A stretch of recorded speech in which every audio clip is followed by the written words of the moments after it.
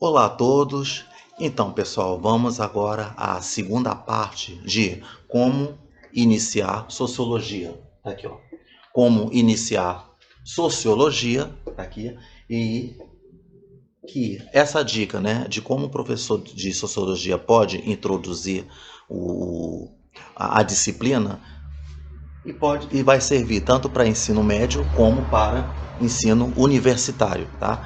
Porque quando se quer desenvolver, ter um bom desenvolvimento da aula para poder saber, para poder fazer com que o aluno, né, ele entenda o que vem a ser realmente sociologia e que esse entendimento ele foi feito na primeira parte, a primeira parte que foi subdividida em 6 subpartes, então vai ajudar muito a entender o que vem a ser realmente, porque qual a importância do estudo da sociologia. Né? Então, na primeira parte, foi discutido todas as ferramentas da sociologia. Então, a ferramenta principal no estudo da sociologia é a sociedade e comunidade, bem como as diferenças entre sociedade e comunidade. Qual é o outro ponto principal que foi muito abordado na primeira parte de como iniciar a sociologia? Foi a frase que a gente nunca pode esquecer, que a sociologia ela está relacionada com a transformação da sociedade, tá certo? Então, já está disponibilizado aqui, né, no espaço aqui na descrição, a primeira parte com as 6 subpartes, bem como as demais partes do estudo de como se inicia uma aula de sociologia, tá? Que é dividida em 10 partes no total. Já está tudo aqui já disponibilizado aqui, tá certo? Nessa segunda parte aqui, na segunda parte, o que nós vamos falar a respeito? Na segunda parte, nós vamos abordar os temas centrais, os tópicos centrais do estudo da sociologia. Tá aqui. Você tem aqui valores sociais, desigualdades, né? A convivência com as pessoas e regras.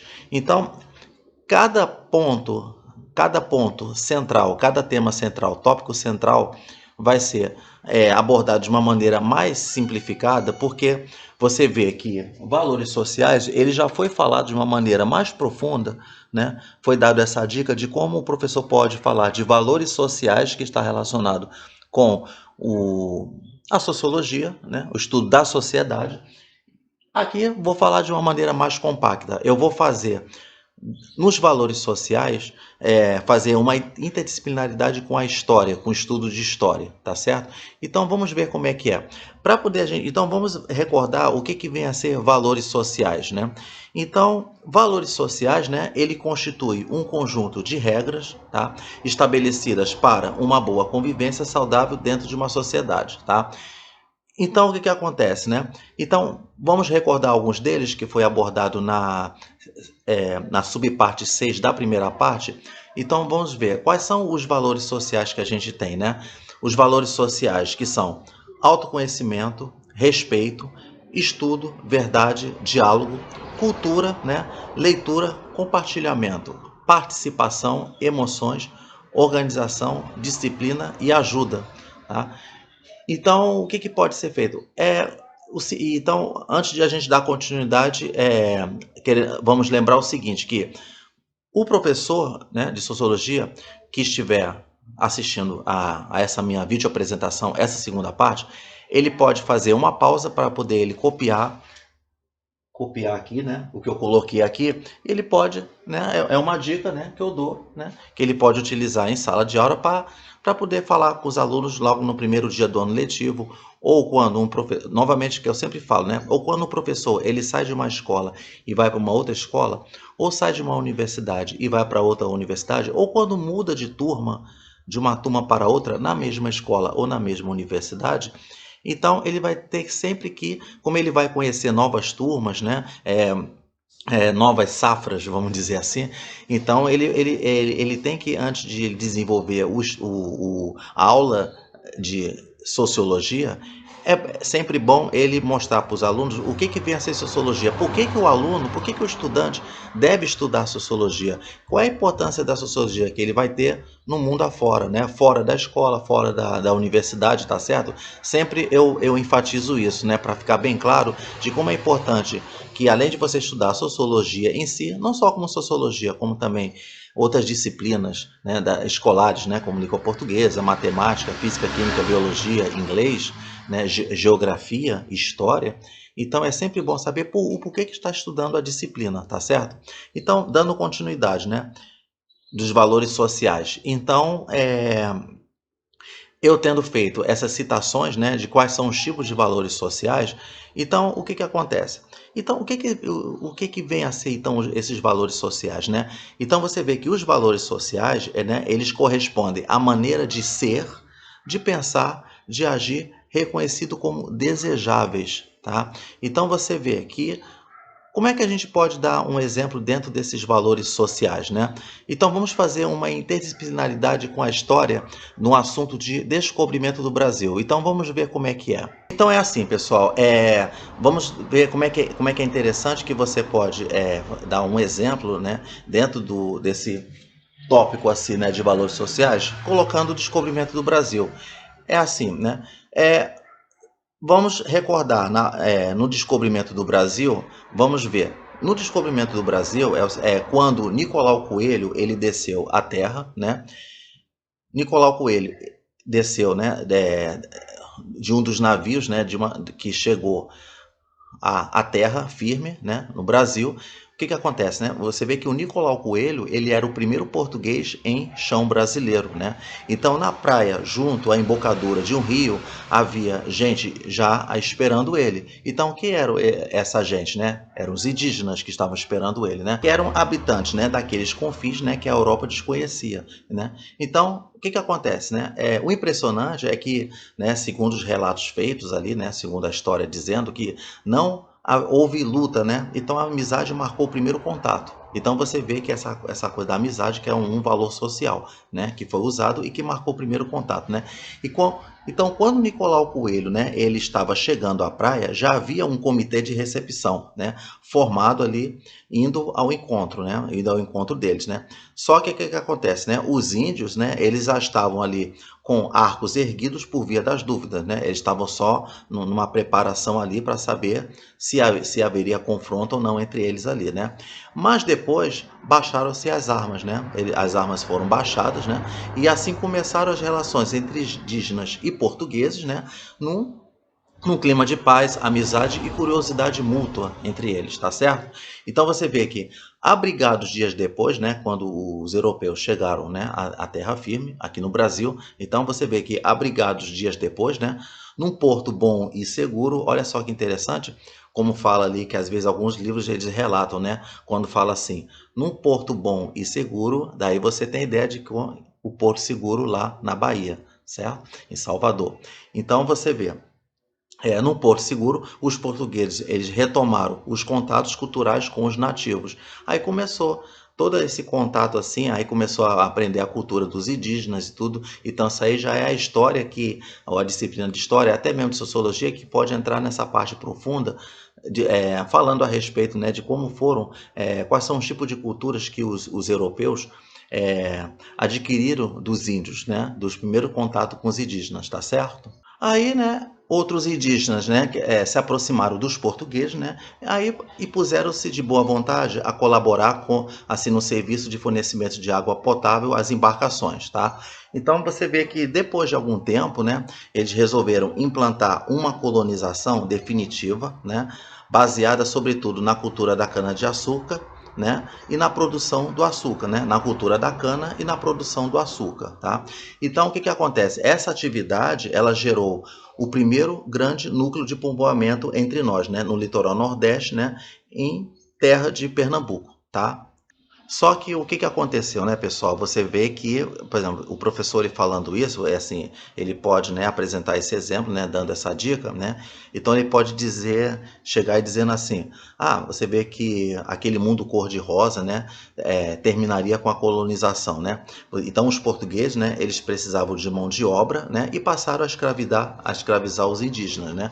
Então infelizmente, né, você vê, então acabaram-se a paz e a amizade, né, e começou o tempo de guerra, né?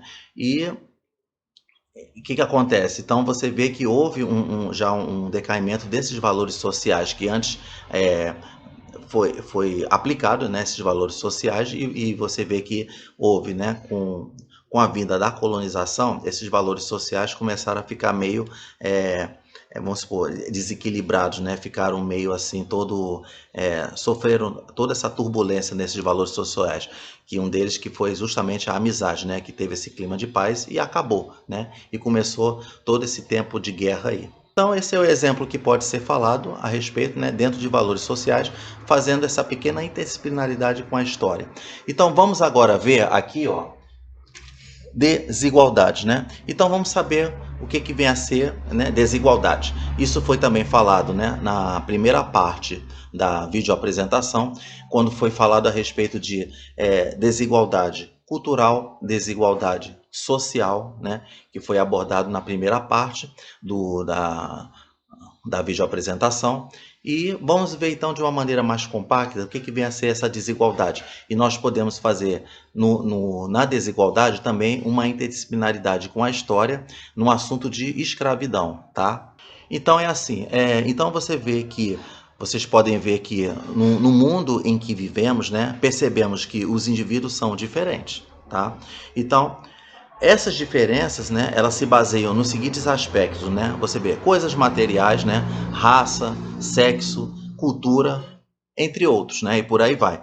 Você vê que em cada sociedade existem as desigualdades em função de elementos econômicos, políticos, culturais próprios de cada sociedade. Então vamos ver um exemplo falando a respeito da escravidão. Vamos ver como é que é. Então, pessoal, então o professor de biologia, de sociologia, ele pode falar fazendo assim inicial, né, um pequeno resumo, né, falando assim, contando uma história bem compacta na época da escravidão, que tenha uma configuração com o estudo da sociologia. Então, vamos dizer assim, como é que a gente pode falar? A gente pode dizer assim que na época da escravidão, né, o fundamento essencial da economia brasileira era o braço escravo. Tá?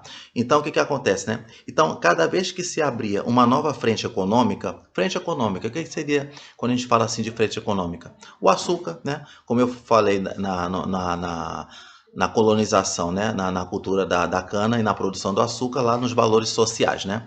Então, uma frente econômica, o açúcar, outro, o tabaco, o ouro, o café, né?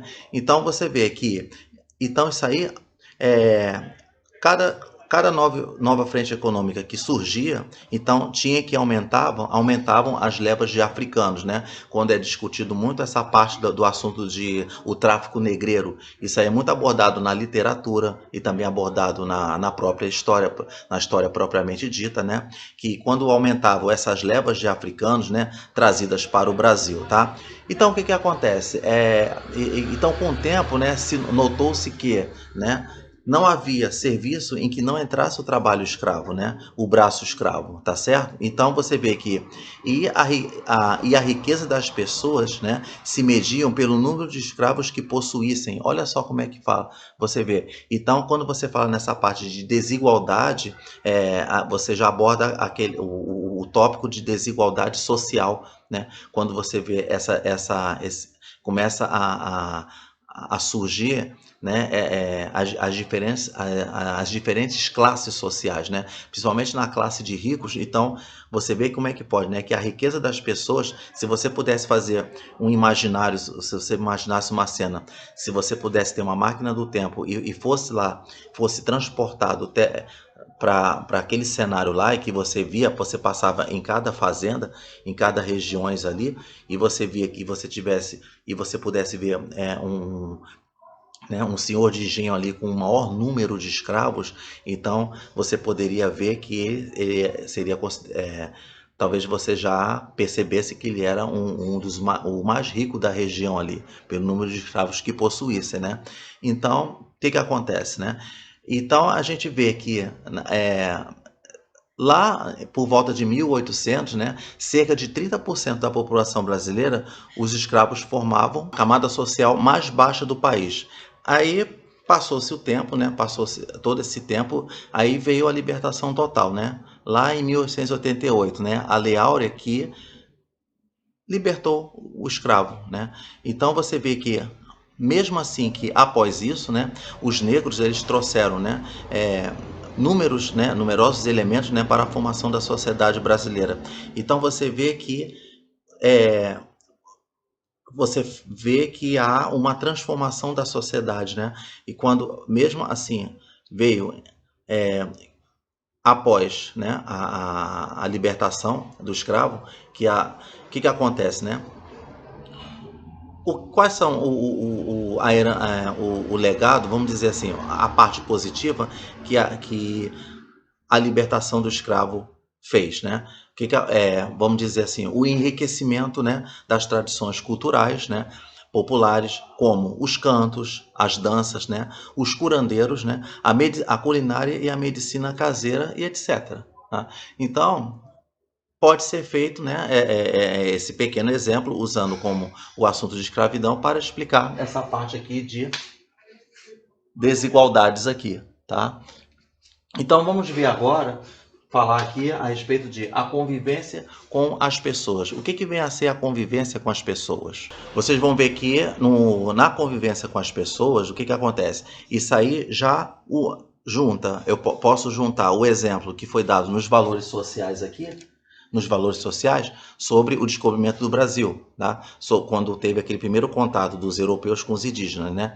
Então, o que acontece? A convivência com as pessoas. A convivência com as pessoas é que conviver com as pessoas, né, é muito importante, tá?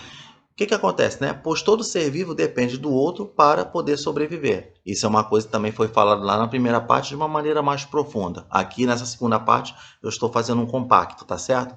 Então o que acontece, né? Então uma boa convivência com outras pessoas pode trazer muitos benefícios, como por exemplo, quais são os benefícios que podem trazer, né? Por exemplo, né? A amizade, né? Confiança, bom diálogo, brincadeiras, ajuda mútua, cultura e disciplina. Ajuda mútua. Aquela ajuda mútua, né, que foi falado lá na época do descobrimento do Brasil, que os índios, né, eles ajudaram os europeus no fornecimento de água potável, como eu havia falado. Aquelas trocas, né, de acessórios, né, que os europeus deram aos índios,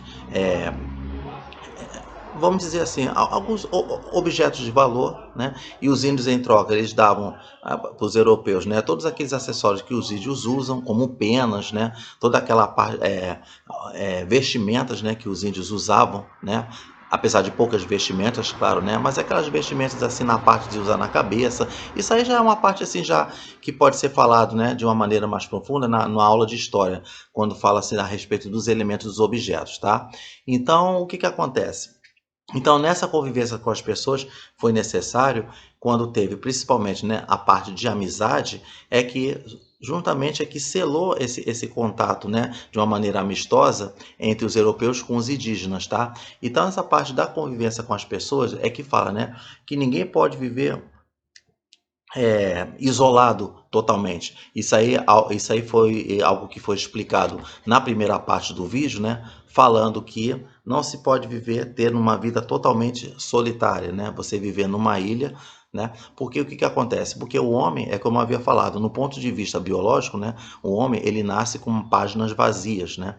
Ele só pode desenvolver o conhecimento, desenvolver a cultura em contato com outros. Mesmo que a cultura foi, vamos dizer assim, que foi desenvolvida pioneiramente com os animais, que os animais mostrou muita coisa para a gente, e que o homem, ele, através do processo de raciocínio, usando o processo de filosofia, né? Foi desenvolver através da elaboração do método científico, né, através da observação, eles foram observando o comportamento dos animais, que como os animais, os outros seres vivos já nascem prontos, já nascem já com papel definitivo, nós não nascemos com papel definitivo, nós exercemos o papel que os animais passam para a gente, né, através da aprendizagem, em contato também com os animais, tá? Mas realmente a cultura, ela só é realmente desenvolvida. O que é a cultura? É a transmissão de conhecimento. É você transmitir o conhecimento que você adquiriu pelos animais e você passa a criar alguma coisa. Por exemplo, o João de Barro. O João de Barro, ele é a característica da ave, né, do pássaro João de Barro, é fazer aquela construção de ninho de concreto. E baseado nisso, o homem observou isso e ele começou a construir habitações de concreto, baseado no conhecimento do João de Barro. Você vê, isso aí se chama também cultura, né? Beleza. Tá bom, gente? Então você vê que a convivência com as pessoas, como você pode sempre, você vai evoluindo na sua transmissão de conhecimento, tá? Vamos ver o outro aqui, o outro tema central aqui, que é regras. Então vamos saber o que, que são regras, né? O que, que se aprende de regras, né, no estudo da sociologia? É o seguinte, né? Regras, né? Então você vê que algumas regras, né, elas são necessárias para o bom relacionamento entre pessoas, né? Mas há a possibilidade de viver fora da lei e buscar, né, uma qualidade de vida sem a necessidade de imposições antigas da sociedade. Tá? Seria possível? Aí vem a pergunta que pode ser feita assim. Vamos dizer, seria possível, né, viver fora desta lei sem ser agressivo moralmente ou socialmente para outras pessoas, né? Aí fica essa pergunta no ar, né? Então você vê que o ser humano, né, ele necessita naturalmente de um estado para sobreviver, né? Então você vê que ele surge de forma natural e automática a partir do momento em que a sociedade vai se tornando mais complexa e hierarquizada. Você vai ter que ter já uma hierarquia. Isso aí é algo que você aprende também na história, como você também aprende na geografia, né? A respeito dessa hierarquização em que você tem aquela formação do Estado maior, aí você tem a formação das divisões dos estados, você tem os municípios, aí você tem o desenvolvimento de cidades, de bairros, tá? Então você vê que ser feliz em uma sociedade com regras não é algo difícil, né? Dependendo do que se entende por felicidade. Depende da maneira de como você entende assim por felicidade. Ah, será que você consegue ser feliz, viver, né, numa sociedade, ter uma qualidade de vida sem ter regras que possam exigirem de você? Será que é possível? Será que você consegue ser feliz assim? Desenvolver regras de você é, viver as suas próprias regras, né? Você pode viver suas próprias regras quando você tem uma habitação. Quando você, na sua casa, você fala aquela frase assim, aqui são minhas regras. Você tem que, se você está aqui em casa, você tem que viver as regras que eu imponho. Isso quando você está dentro dentro do seu lar. Aí você fala, minhas regras, né? Então, o que acontece? Regras são essenciais, né, para que haja um bom funcionamento em um determinado local. Então, quando você tem esse tipo de definição, quando você define regras dessa maneira, né, que são essenciais para que haja, né, um bom funcionamento em um determinado local, um exemplo desse determinado local é na sua própria casa, né, que você tem a sua própria casa, né. Então, o que acontece, né? Seja ele um país, não é só o local, não é só a sua casa, mas também um país, uma cidade, uma empresa ou até mesmo em uma família, como eu havia falado a respeito, tá? Então, o que acontece? Aprofundando mais um pouquinho, né, nesse tema central aqui, tópico central da sociologia regras, que é o seguinte, que há duas posições sobre o tipo de regra que rege os fenômenos mentais. Então, o que acontece? De acordo com os naturalistas, né, a mente ela segue estruturalmente as leis da natureza. Ela segue, aliás, perdão, estruturalmente não, estritamente as leis da natureza, né? O que acontece? Por outro lado, a mente ela segue regras racionais distintas das leis naturais. Então, eu citei, vamos dizer assim que nesse debate agora que eu fiz agora, nessas duas posições sobre o tipo de regra, o que acontece, né? Que rege os fenômenos mentais. Vamos dizer assim. Então eu falei de regras, né? Que segue as leis naturais e as regras racionais. Quer dizer, regras racionais que se diferem das regras das leis naturais. Vamos botar um exemplo clássico aí. Gravidez. Pronto. Gravidez. O que acontece, né? É, quando você fala de gravidez, como é que você pode usar o exemplo gravidez para poder entender as regras do ponto de vista das leis naturais e do ponto de vista racional? Vamos lá, então. Algumas desejam engravidar e outras não. O que a lei natural fala? O que a lei natural fala? A lei natural diz o seguinte, que você se relaciona com alguém, por exemplo, a mulher se relaciona com alguém do sexo oposto, que é o homem. Tá lá. que acontece? Eles se conhecem, eles namoram, eles se casam, querem constituir família e vão, no final, qual é o objetivo final? Ter filhos. Tá lá. Isso é o que a lei natural diz. E essa lei natural, vamos dizer que, eu posso dizer que de uma certa forma está ligado à imposição da sociedade. A sociedade diz que a sociedade vamos dizer, ele adota essas regras das leis da natureza que fala que a mulher, né, vai se relacionar com o homem e vai querer ter filhos, beleza? E se acontecer de um casal ou não quiser ter filhos, ou que a mulher quer ter uma vida independente, quer ter uma emancipação, uma vida independente e não quer ter filhos? E se ela não quiser ter filhos? Aí segue a regra racional.